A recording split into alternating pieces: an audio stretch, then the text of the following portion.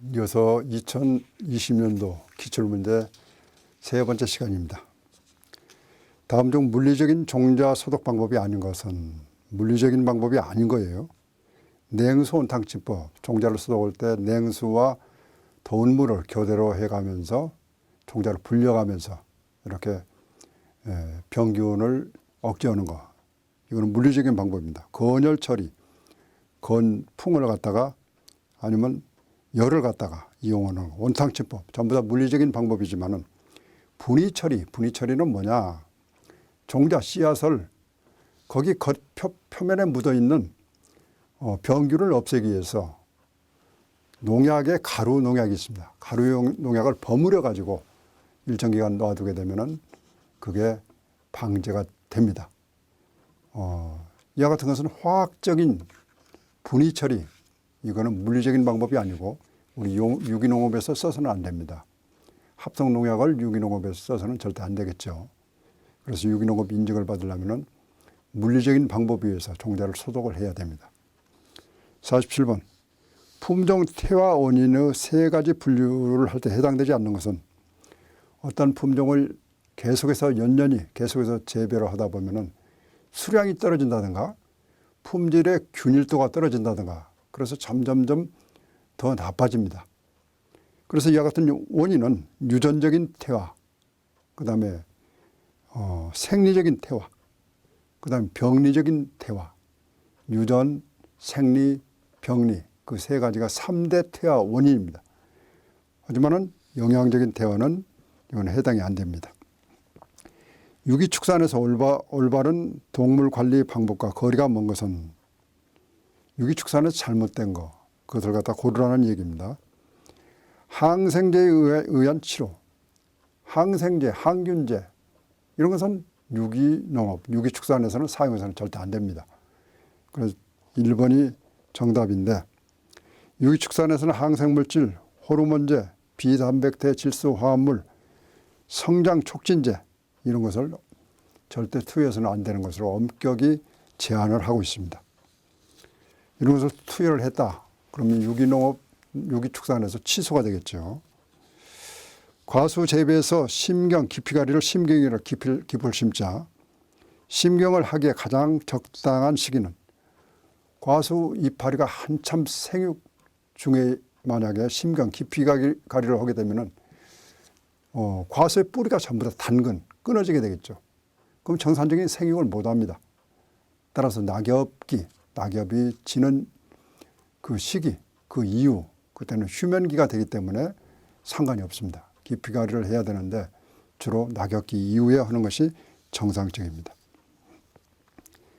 벼에서 관수의 해가 가장 민감한 시기, 여름철에 갑자기 강우, 물폭탄이 떨어졌습니다. 벼를 심으면 전부 물바다가 됐어요. 이걸 침수라고, 침수. 자, 침수.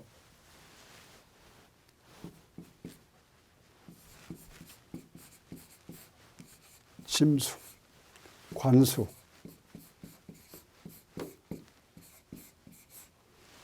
침수, 관수. 자, 물폭탄이 떨어져서 벼도 숨을 쉬어야 됩니다. 그런데 물에 갇혀 있게 되면 숨을 쉬지 않아서 기절, 혼절 상태가 됩니다. 광합성을 제대로 할 수도 없거니와 산소 호흡을 못하게 되면 그대로 벼가 썩습니다. 그런데 비가 오는데 정상적보다도 물이 많이 채 있는 것을 침수라고 그래요. 침수. 그런데 관수는 뭐냐? 이게 갓관자예요. 갓관자. 사람이 머리에다가 갓을 쓰게 되면 이 머리가 완전히 덮이죠. 자, 이 갓. 그러니까 벼가 완전히 물속에 잠겼는데 끄트머리도 보이지를 않습니다. 그걸 관수라고 그래요. 그런데 이와 같은 관수 경우는, 침수가 됐던 관수 경우는, 자, 임신을 했을 때, 수인기를, 임신하는 기간을 수인기라고 그래요. 그랬을 때 가장 민감하게 반응을 합니다. 우리 동물도, 사람도 마찬가지예요. 임신을 했다. 외부 환경, 가장 민감하게 반응을 합니다. 특히 벼의 경우는 감수 분열기라고 있어요. 감수 분열기. 이 시기에는 임신을 했는데 수량이 예를 들어서 100kg가 나올 거냐, 아니면 80kg가 나올 거냐, 50kg가 나올 거냐, 그걸 결정하는데 수량이 수량을 줄어드는 시기가 감수분열기예요.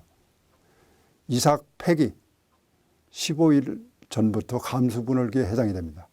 그래서 이와 같은 감수분열기도 수인기 그 시기에 가장 민감한 반응을 하기 때문에 감수분열기는 온도가 갔다가 저온이 됐다, 아니면 침수가 됐다, 이런 환경이 열악한 환경이 오게 되면 수량이 형편없이 줄어듭니다. 그래서 수인기는 관리를 잘해야 된다.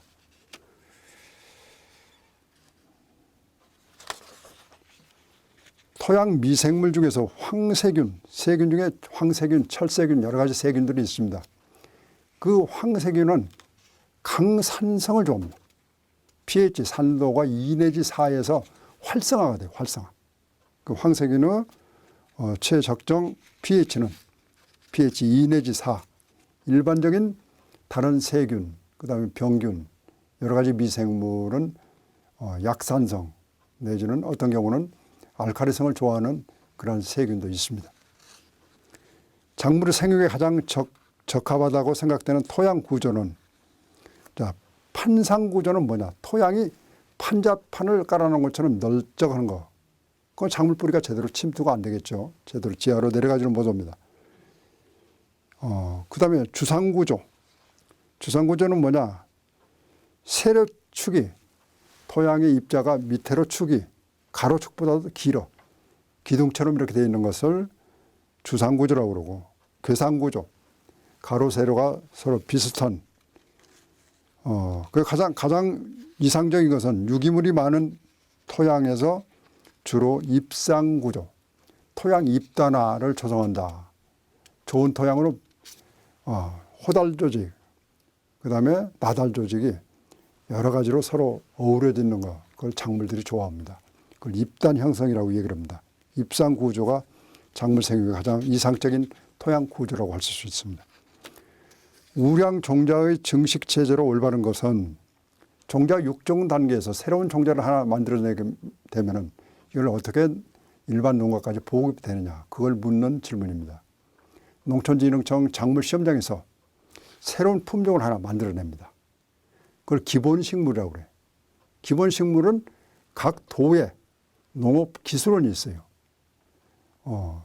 기본식물, 그걸 원원종, 그 다음에 원종, 보급종, 이런 식으로 해서 체제가 이루어지는데, 그 기본식물에서 육성한 종자를 갖다가, 원원종을 갖다가 도농업기술원에서 육종을 합니다. 원종이 되겠죠. 이걸 갖다 종자보급소에 보냅니다. 보급종이 됩니다. 그 종자보급소에서 최종포를 통해 가지고 종자를 다량 생산을 해요. 그래가지고 일반 농가에 보급을 시키는 시스템을 가지고 있습니다. 그리고 기본식물, 원원종, 원종, 보급종. 이와 같은 1번이 정답입니다. 다음 중 포식성 천적에 해당되는 거. 포식성 천적. 우리가 조그마한 벌레를 갖다 집어넣어가지고 여러 가지 병충해. 우리가 농약을 쓸 수가 없기 때문에 천적을 이용해서 그걸 병충, 특히 충해를 막는 제어하는 수단으로 활용을 합니다. 그걸 천적이라고 그러는데, 그 천적의 종류는 크게 나눠서 두 가지 형태가 있습니다. 포식성, 진딧물이 있다. 그 천적이 진딧물을 그대로 씹어먹는 거, 포식성. 그 다음에 기생성이라는 그런 천적이 있어요. 기생성에 해당되는 것은, 자, 그 진딧물의 아래다가 구멍을 뚫어가지고 침을 놔가지고 그 속에다가 천적의 알을 갖다가 놨습니다. 그럼 알이 온도에 따라서 부화가 돼. 깨어나. 그러니까 진딧물 알이 살 수가 없죠. 이 속에서 이상한 물질이 새로 탄생이 되기 때문에 이걸 기생성 천적이라고 합니다. 그래서 기생성 천적, 여기 보면은, 자, 포식성 천적은 무당벌레, 칠레 이리응애, 사막 이리응애, 응애 혹파리, 칠성 풀잠자리, 진디 혹파리, 이런 것은 주로 포식성, 이 턱을 이용해서, 입을 이용해서 그대로 잡아먹는 거고, 기생성 천적은 진디벌, 콜레마니 진디벌, 그 다음에 온실 가루이 전벌, 지중해 이리응해, 담배 장림 노린재, 굴파리 전벌 이런 것들은 주로 기생성 천적에 해당이 되는 것입니다. 그래서 이런 것도 시험 문제에 자주 출제가 됩니다. 다음 중 작물의 습해, 비가 온다든가 지하에서 땅속에서 찬물이 올라온다든가 수록론이 이런 경우를 냉수 용출답이라고 얘기를 합니다. 그래서 이와 같은 습해 대책으로서 틀린 것은 습답에 휴립 재배를 한다. 이랑을 만들어 가지고 물이 빠지게 이렇게 만든다. 객토나 심경을 한다. 객토로에서 습답에다가 다른 흙을 넣어줘서 개량하는 방법이죠. 그 다음에 내습성, 습기에 강한 작물을 재배한다. 전부 다 해당이 되지만은 3번에 보면 생볏짚을 심어온다. 생볏짚이 습답에서 발효가 되면서 거기서 작물이 피해를 주는 유해 가스가 올라옵니다. 그래서 생즙을 습답에 집어넣어 주는 것은 개량 방법이 좋지가 못하겠죠. 경운의 필요성에 대한 설명으로 틀린 것은 경운, 밭갈이, 논갈이, 잡초 발생을 억제를 하죠. 토양 물리성을 개선하죠. 토양이 단단했던 것을 부드럽게 해주는 물리성 개선. 비료 농약 시용 효과가 더 높아지죠. 밑에 잠겨있던 비료 기운이 위로 작물이 뿌리로 이동을 하기 때문에 그다음에 해충 발생이 증가하는 것이 아니라 심경, 깊이가리를 해주고 바리가리를 해주게 되면 해충 발생이 억제가 됩니다. 정답은 2번. 포장 동화 능력을 지배하는 요인으로서 올바르게 배열된 것은 동화 능력, 광합성, 탄소 동화 작용을 계산을 할 때 작물별로 그 세 가지가 중요한 요인이 있습니다. 첫째, 가장 적당한 이파리의 면적이 얼마냐. 최적연 면적, 그 적연 면적에다가 수광 능률, 몇 프로를 햇볕을 받아들이냐. 탄소 동화 작용을 해야 되기 때문에 수광 능률, 그 다음에 평균 동화 능력, 동화량이 얼마나 이루어지냐. 그것을 세 가지를 곱해서 최적연 면적, 그 다음에 수광 능률, 그 다음에 평균 동화 능력, 그걸 곱해서 포장 동화 능력을 작물별로 계산을 하는 겁니다. 논토양에서 탈질 작용이 가장 빠르게 일어날 수 있는 질소 형태는 탈질. 질소가 논에 주게 되면 NO3, 질산태 질소, 그것이 N2O, 화학적인 변환 단계가 있습니다. NO, 이 N2가 되면은 이게 질소 가스로 해서 공중으로 날아가요. 이걸 탈질, 질소를 잃어버리는 것이 탈질 작용이에요. 그래서 이 질산태 질소, NO3가 질산태 질소예요. 질산태 질소를 주게 되면은 이 질소 속에 N이 들어있기 때문에 바로 탈질 작용을 받아서 질소를 많이 잃어버리는, 손실을 하는 이런 결과가 있습니다. 그래서 이거는 질산태 질소를 논에 주게 되면 안 돼요. 그래서 논의 경우는 암모니아태, NH4라는 암모니아태, 이 질소를 토양 전층 시비를 해야 돼. 이걸 뿌려주고 이걸 뒤엎어줘야 돼. 그러면 비료가 암모니아태 질소가 토양 속에 들어가지고 탈질 작용을 훨씬 억제가 됩니다. 그래서 질산태 질소 이 경우는 논에 주게 되면 바로 탈질 현상이 일어난다. 다음 중 우리나라 밭 토양의 특징과 거리가 먼 것은 밭 토양은 인산의 불용화가 논토양보다도 심하지 않아 인산 유해도가 높다가 아니고, 자, 밭 토양은 논토양에 비해서 인산의 불용화가 심합니다. 불용화. 작물이 흡수할 수 없는 형태로 밭에서는 인산을 바꿔줍니다. 토양에서. 그래서 밭의 경우는 논보다도 인산질 비료를 더 많이 줘야 돼요. 그래야 정상적으로 작물이 자랄 수가 있습니다. 그래서 밭의 경우는 논토양보다도 불용화가 심하지 않은 것이 아니라 심하게 일어나는 것이 우리 논밭 토양의 차이점입니다. 마지막 문제가 되겠습니다. 다음 식물 중 수중에서 물속에서 발하지 못하는 종자는 뭐냐? 대부분의 종자가 물속에서 잘 발하, 싹이 나오질 않죠. 수중 발화가 잘 되는 것은 벼라든가 상추, 당근, 그 다음에 샐러리, 티머시, 페추니아라는 꽃이 있어요.